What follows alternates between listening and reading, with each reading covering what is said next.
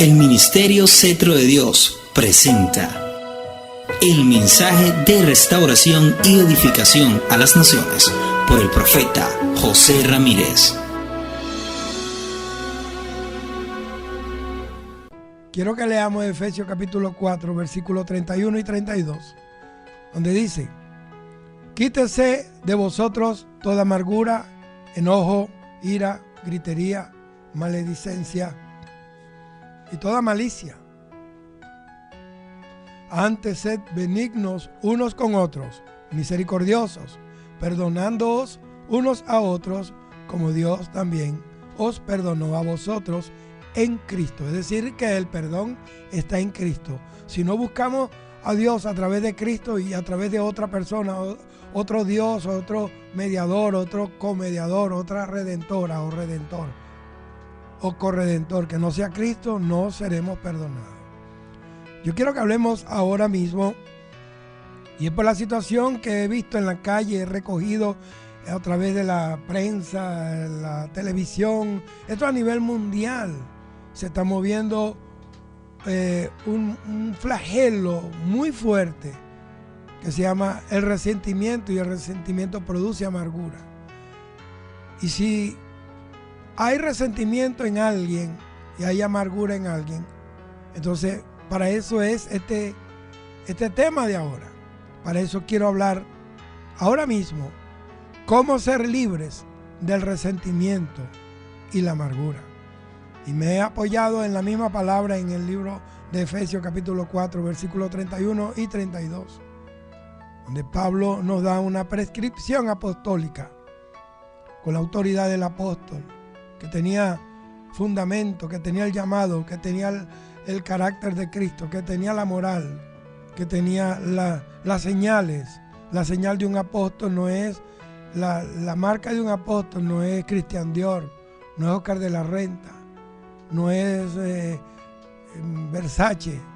La señal, la marca de un apóstol es la pasión por las almas, es el temor a Dios, es ese corazón ardiente, vivo por ese Dios que lo ha llamado.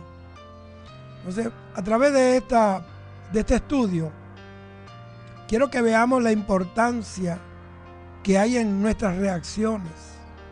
Lo que nos sucede no es ni remotamente tan importante como la forma en que nosotros reaccionamos ante las situaciones.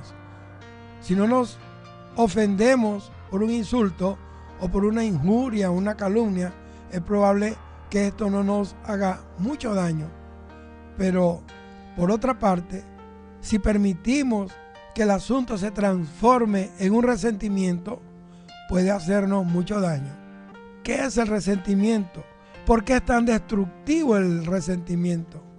¿Qué efecto tiene en nosotros el resentimiento? ¿Cómo podemos tornarnos de la amargura al perdón? En este estudio, en esta palabra, en esta enseñanza, vamos a encontrar las respuestas a estas importantes preguntas que se hacen mucha gente. Entonces, lo primero que tenemos que ver es qué es el resentimiento. El resentimiento es aquel sentimiento profundo de disgusto o de enojo que tenemos hacia alguien por una ofensa pasada.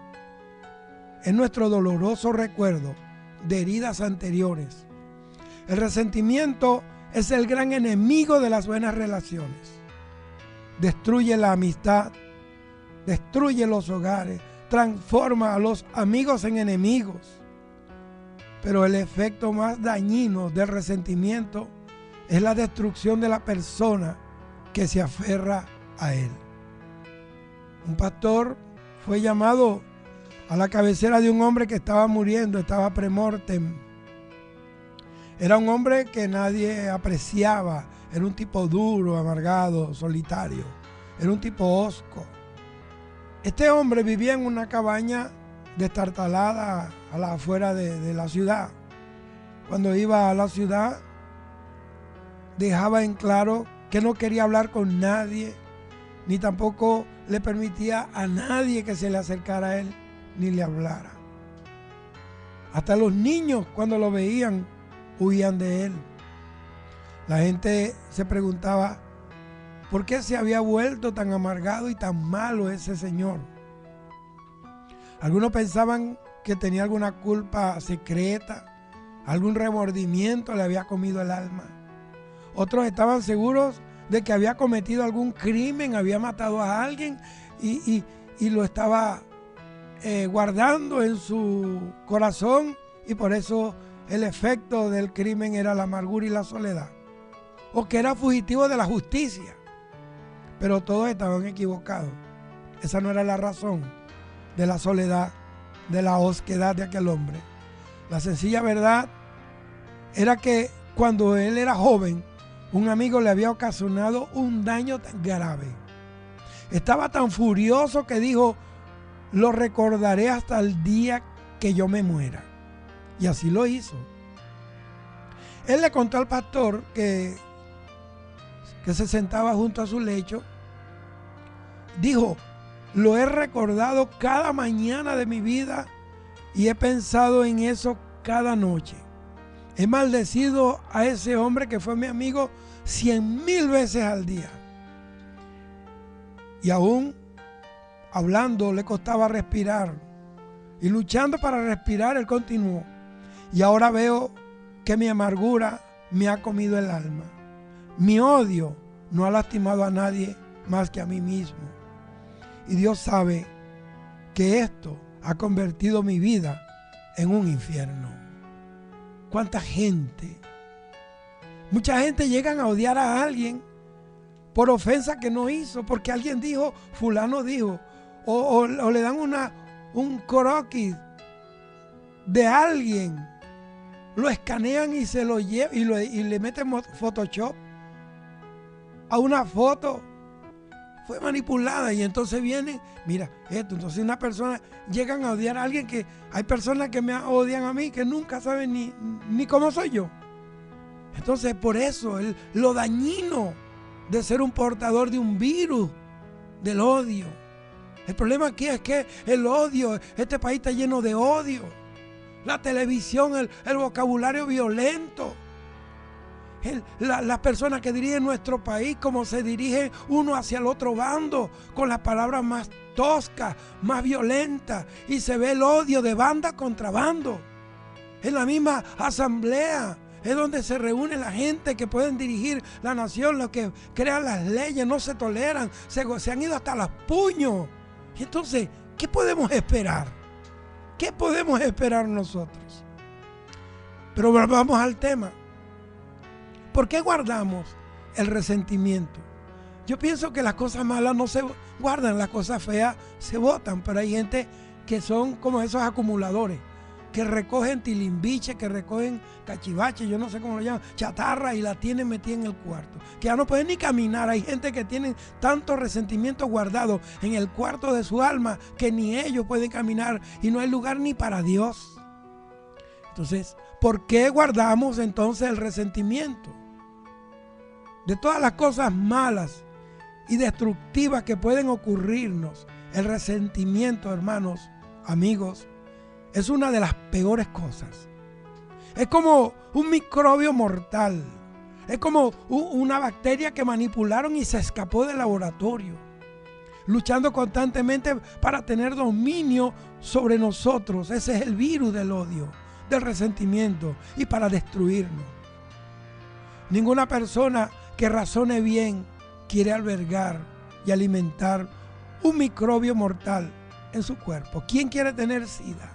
¿Quién quiere tener el virus del ébola? Entonces, sabiendo que ese microbio podría poner fin a su vida y con el tiempo lo aniquila. Sin embargo, muchos cristianos se aferran al pecado del resentimiento, que es mucho más destructivo que cualquier microbio que pueda conocerse en los laboratorios de la ciencia. Al ver que el resentimiento es un pecado tan atroz, tan salvaje, puede ser que nos preguntemos, entonces, ¿por qué guardamos el resentimiento? Yo le voy a decir que existen muchas razones, y entre ellas cito: Gloria a Dios. Bendita sea la gloria de Dios. Dios es bueno. El Señor en su misericordia ha tratado con mi corazón.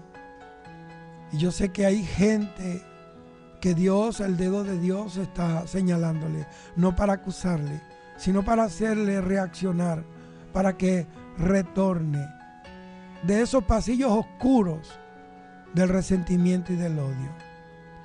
La primera razón que consigo para guardar los resentimientos es que sentimos que el resentimiento es justificado. La Biblia dice que la ira del hombre no obra la justicia de Dios. En otras palabras, Dios no te justifica a que tú estés enojado. Entonces, una razón porque nos es difícil reconocer la venenosa naturaleza del resentimiento es que pensamos que es correcto estar resentido. Nos sentimos justos al ser resentidos y al tener resentimiento. Nos decimos, es normal que esté resentido con fulano por la cosa que me hizo. A fin de justificar el resentimiento, a menudo formamos en la mente una imagen falsa de la otra persona. Dejamos a un lado el cuadro total de lo que es aquella persona y todas las cosas buenas y decentes que pueda haber hecho, y nos enfocamos solo en la ofensa que ella nos hizo. La segunda razón para guardar resentimiento es que nos hace sentir superiores. Cuando alguien hace algo que nos ofende o nos hiere, entonces tomamos hacia esa persona una actitud de superioridad. Nos decimos, yo jamás haría tal cosa como la que tú hiciste. Yo nunca caería en eso. Jamás yo haría eso que tú hiciste. Nos gusta sentirnos superiores y por lo tanto nos aferramos al resentimiento. Tercero, nos gusta llevar la cuenta. Me llevas una, ya van 2 veces, van 3 veces, no lleves la cuenta. Déjale eso a Dios. Dios es el que puede auditar las ofensas de los hombres. Da lugar a mi venganza, mía es la venganza, dice el Señor, yo daré el pago. Estáos quietos y conoced que yo soy Dios. Salmo 46:10. A veces nos aferramos al resentimiento con el objeto de tener algo para compensar cualquier ofensa futura que podamos cometer. Queremos poder decir, puede ser que me haya equivocado o haya hecho mal en eso, pero tú me hiciste esto y esto otro y esto otro a mí. La tercera razón que encuentro para guardar el resentimiento es que disfrutamos de nuestros resentimientos. Aunque parezca extraño, mantenemos abiertas nuestras heridas por el placer que nos produce. Nos volvemos como unos masoquistas. Nos autoflagelamos, nos autogolpeamos. Nos gusta cuidar tiernamente, oiga bien el término que estoy usando, tiernamente nuestras heridas y sentir lástima por nosotros mismos después de que alguien nos ha ofendido. Entonces, los resentimientos se transforman en amargura. De todos los pecados, el resentimiento es uno de los más extraños porque su fin es castigar a la otra persona. Sin embargo, es mucho más doloroso para nosotros de lo que jamás pudiera ser para la otra persona. Lo más afectado, lo más adolorido, terminamos siendo nosotros. A veces la otra persona ni siquiera se ha dado cuenta de que ha hecho algo malo. Hay gente que nos ofenden y no se dieron cuenta. Hay gente que nos han golpeado y no saben que nos golpearon porque lo hicieron inconscientemente o negligencia, no velaron y dijeron algo que nos ofendió. O ellos no pensó. Yo no estoy dando licencia aquí para hacer cosas malas y después decir, pelar por el comodín, buscar el comodín y decir, bueno, a la final no me di cuenta que te pasé el camión por encima y te tripé, te acachapé, no me di cuenta. Lo hice inconscientemente. que disparé la ametralladora y te acribillé. No puedes decir eso. Yo no estoy hablando a ese tipo de gente. Yo estoy hablando de gente sincera, gente disciplinada, gente honesta, que reconocen en sí mismos sus propias falencias. Entonces, bendito sea el Señor. A veces esa persona ni siquiera sabe que está en la lista de los más buscados entre nosotros, que está entre los más odiados. Por lo tanto, nuestro resentimiento no le produce daño a esa persona porque ni siquiera sabe. Pero para nosotros sí es muy destructivo y muy dañino. Si guardamos el resentimiento, puede transformarse ese resentimiento en amargura. Hay una transición de resentimiento a amargura. La amargura afecta a la salud, la mente, afecta la personalidad, el apetito, el descanso y nuestra comunión con Dios, que es lo más terrible. Entonces vamos a considerar lo siguiente. Primero, la amargura afecta nuestra salud. Oiga bien, la amargura es veneno para el cuerpo, es una toxina del infierno. El resentimiento, la amargura, el odio, la falta de perdón pueden producir úlceras, hipertensión arterial, docenas de otras enfermedades raras. Algunos médicos han estimado que casi el 90% de las enfermedades tienen su origen en los enojos, en los miedos, en los resentimientos, en las amarguras, en guardar rencor. Lo otro que veo es que el odio te hace esclavo de la persona a quien odias. Porque la persona que tú odias a lo mejor te olvidó, pero tú nunca lo vas a olvidar a él. Entonces, el odio te hace un esclavo de la persona a quien odias. Mantener la amargura en tu corazón puede causarte pérdida de sueño y un cansancio permanente. Te quitará el disfrutar de tu comida. En el desayuno, el sándwich lo vas a rellenar con esa persona a quien odia. En el almuerzo aderezará la ensalada con esa persona. En la cena igual. Cuando vayas a la cama, tu cabeza estará por encima del nombre de esa persona y no vas a dormir. Con el tiempo se verá en tus ojos y en tu rostro. El Señor le dijo a Caín: Caín, ¿por qué decayó tu semblante? Porque Caín tenía resentimiento primero y odio después hacia Abel. Un médico dijo: desde el momento que empiezo a odiar a un individuo, me hago su esclavo. Ya no puedo disfrutar de mi trabajo porque él controla mis pensamientos. Eso lo dijo un médico. Mis resentimientos producen demasiada tensión en mi cuerpo. Me canso después de tan solo pocas horas de trabajo. El trabajo que antes yo disfrutaba es ahora algo penoso, fastidioso. Es una carga pesada. Aún las vacaciones han dejado de entusiasmarme. No puedo escapar de su tiránico poder sobre mi mente. Segundo, la amargura afecta a la mente. Está comprobado que la amargura puede causar y causa depresión. La gente que tiene tendencia a estar deprimida la mayor parte del tiempo es a menudo gente que tiene resentimiento en contra de un ser amado o de algún pariente que los lastimó a una edad temprana. Si tú eres una de esas personas, nunca podrás conocer una victoria perdurable sobre la depresión hasta que te deshagas de esa amargura. Lo tercero, la amargura afecta a la personalidad. Mientras más nos resentimos de alguien, más pensamos en él. Mientras más pensamos en una persona, más nos semejamos a ella. Es un hecho que cuando enfocas tus emociones en una persona, tiendes a parecerte a ella. Un adolescente tenía un profundo rencor contra una parienta.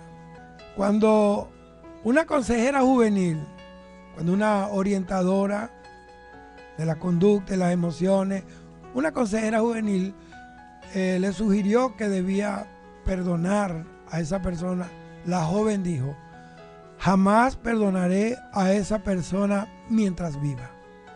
La consejera le respondió sin darle demasiada importancia: lamento oír eso. Y ella le dijo a la chica: ¿por qué?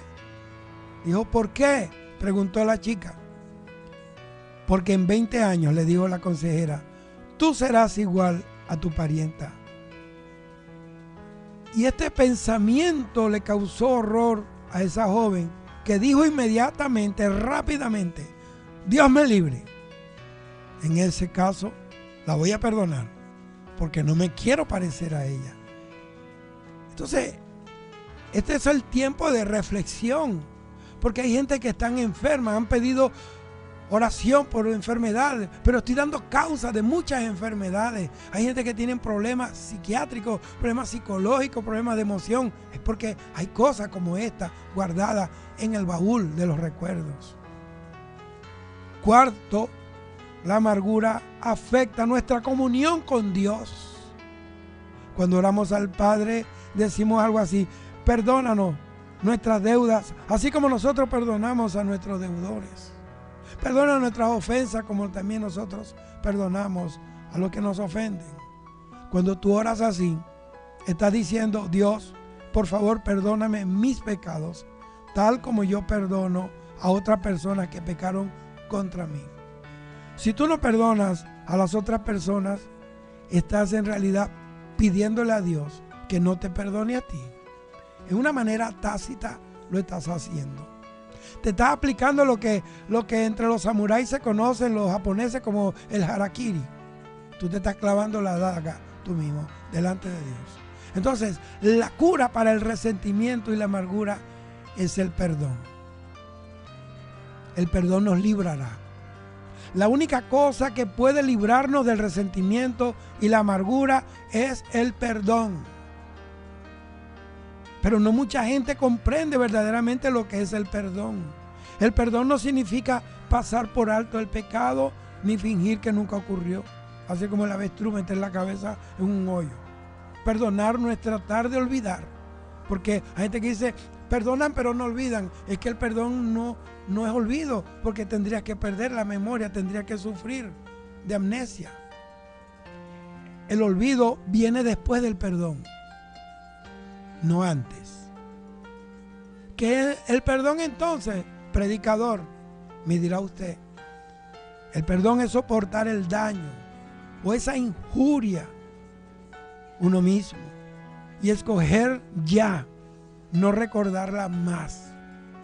El perdón significa que lo que a ti se refiere le concedes a la persona que te hizo daño un pasado limpio.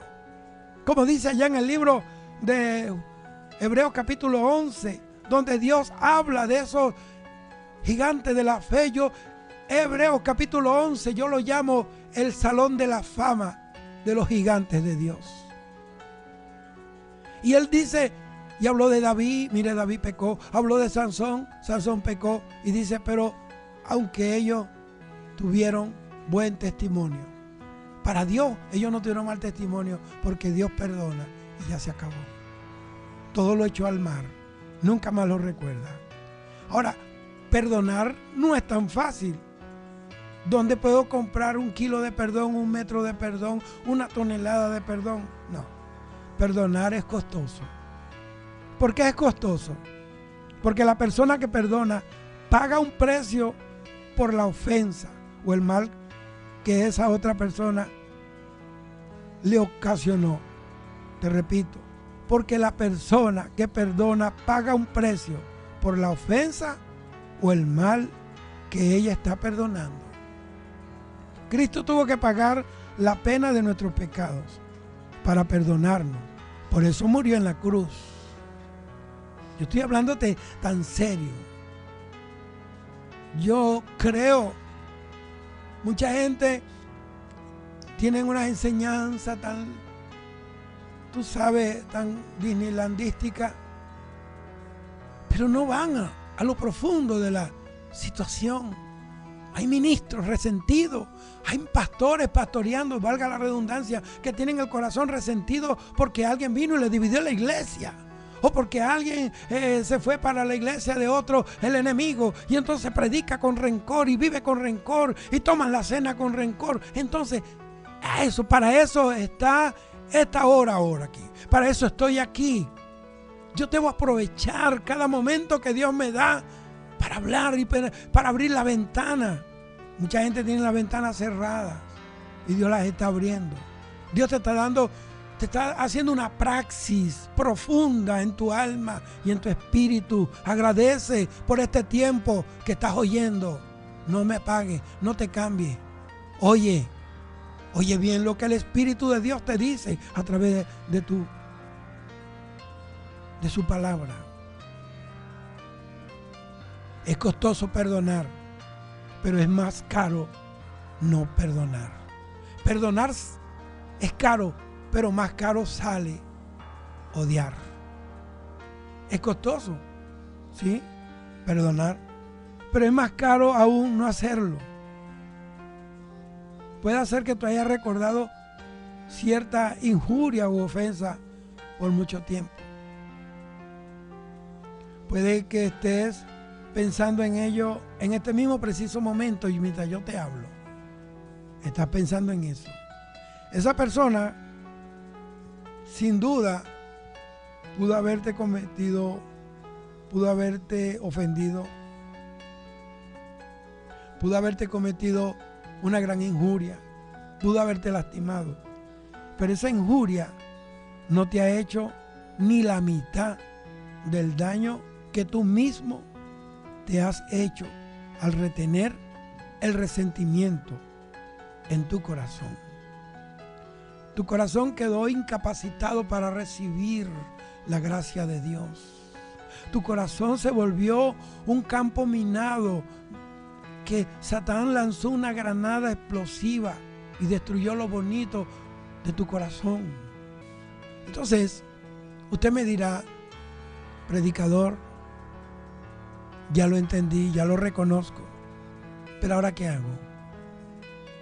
Yo no te monté en el bus de la gracia de Dios para dejarte en cualquier esquina en un desierto. Vamos al lugar donde pueden suceder las cosas. Cómo tornarnos de la amargura al perdón.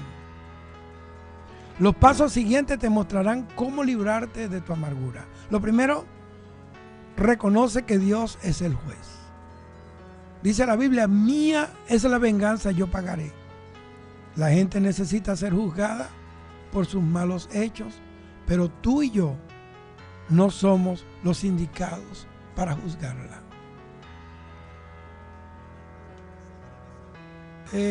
El juicio pertenece a Dios, dice la Biblia, Romanos 12:19. No os venguéis vosotros mismos, amados míos, sino dejad lugar a la ira de Dios, porque está escrito, mía es la venganza, yo pagaré, dice el Señor. Él no te dice, véngate, sino más bien debemos perdonar. Cuando perdonamos a alguien, estamos entregando esa persona en la mano de Dios, reconociendo que solo Él tiene derecho de juzgar y castigar a la gente por el mal que hace y por el mal que nos han hecho. 2. Confiesa tu pecado a Dios. Alguien puede hacerte mucho daño, alguien pudo haberte injuriado gravemente. Si así fuera, Él es responsable ante Dios por lo que hizo. Pero si tú guardas rencor, estás pecando y eres responsable ante Dios por tu pecado. Eres responsable ante Dios por tu pecado de amargura. Para tratar con este pecado, tú debes confesarlo a Dios, debes ir a Dios, pedirle a Él que te limpie con la preciosa sangre de su Hijo Jesús. Lo tercero, debemos dar sentencia de muerte al resentimiento y la amargura. El resentimiento y la amargura no son defectos sin importancia. Se encuentran entre los pecados más grandes que existen.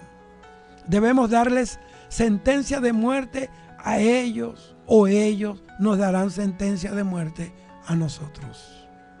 El mantener la amargura es vivir según la carne. Y la Biblia dice en Romanos 8:13 que si vivimos conforme a la carne, moriremos. ¿Por qué? Porque fuimos crucificados con Cristo. Tenemos que rechazar cualquier cosa referente a la vida pasada. Esto significa que podemos rehusar o rechazar el pecado de la amargura. Puedes hacerlo en Cristo. Tenemos derecho a pedirle al Señor que dé muerte a ese pecado por medio de su Espíritu Santo. Podemos orar y decirle: Señor, fui crucificado contigo. Por esta razón tengo el derecho de rechazar cualquier pecado de mi vida antigua. Rehúso y rechazo estar amargado o amargada. Y te pido por tu Espíritu Santo que desarraigue la amargura de mi vida. Y cuarto, ya para terminar, como Cristo te ha perdonado a ti, así también tú debes perdonar a los demás. El perdón involucra una elección de tu parte. Debes escoger el perdonar. Es posible que no sintamos deseo de perdonar a otra persona porque no es fácil, pero Dios trata con nuestras elecciones. No es con nuestros sentimientos, es nuestra voluntad. Puede decir, pero supongamos que esa persona no pide perdón, ni siquiera admite que ha hecho mal. Entonces, ¿cómo puedo perdonar a alguien que no cree que me ha dañado? Por lo que sabemos de las Escrituras, jamás vino nadie a Jesús para pedirle que perdonara sus pecados. Nadie vino a Jesús pidiéndole perdón por sus pecados. Sin embargo, Jesús sí perdonó a la gente. Le perdonó de una manera muy especial.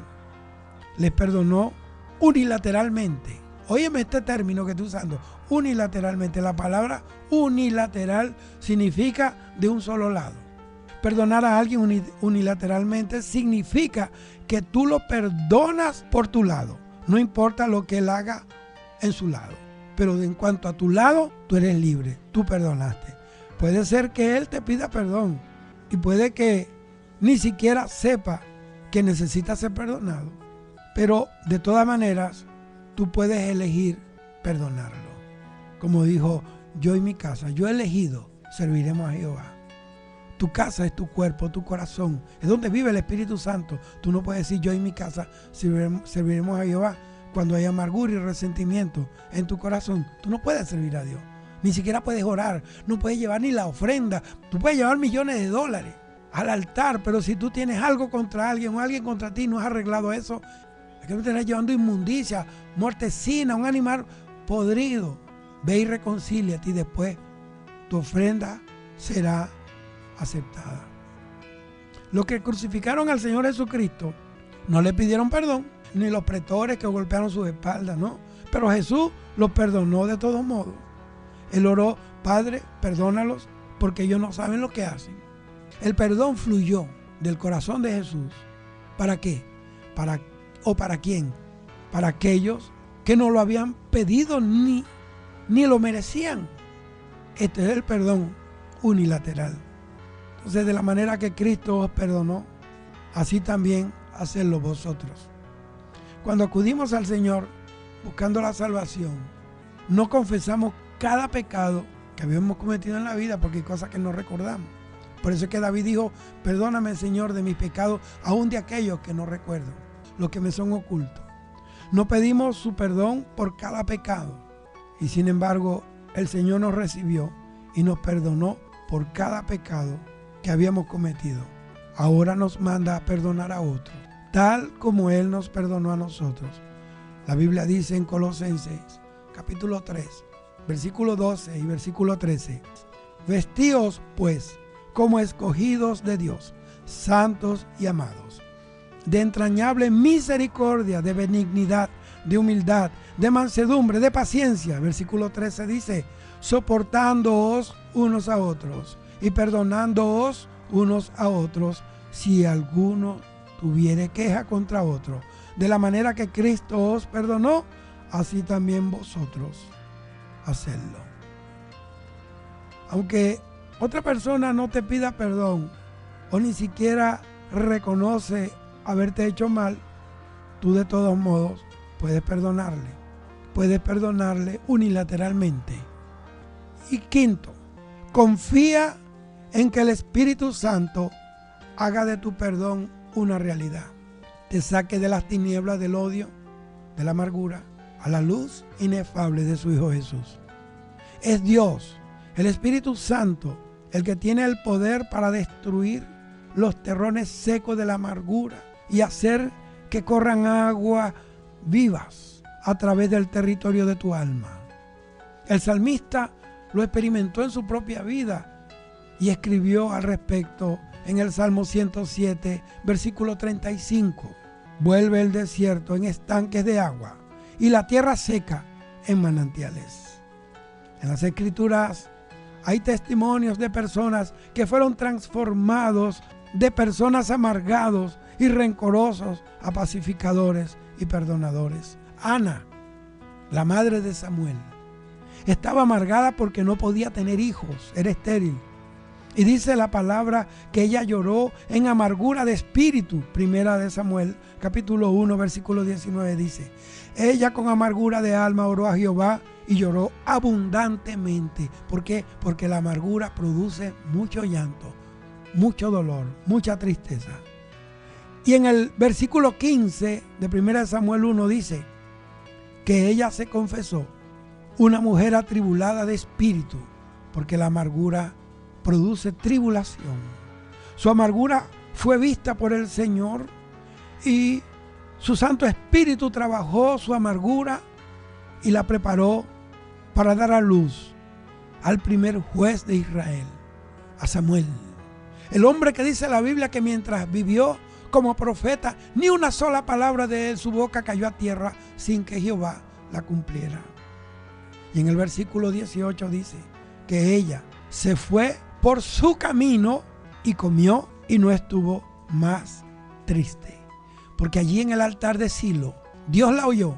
Ella confesó que era una mujer amargada y atribulada. Y el que confiesa su pecado a Dios y se aparta, alcanza misericordia. Y allí en Silo, Dios le dio un corazón nuevo. Silo significa lugar de reposo. Pero si tú no tienes perdón en tu corazón, si tú tienes amargura, tú nunca vas a reposar. Aunque estés en un culto de avivamiento, aunque estés en un ayuno congregacional, aunque estés donde estés, nunca vas a tener reposo. Así que yo les recomiendo que escudriñen sus corazones. Dígale a Dios que le saque a la luz, que le traiga memoria, que le haga recordar y que le haga ver lo que ustedes no ven. Fue el Espíritu Santo quien obró ese milagro en esa mujer.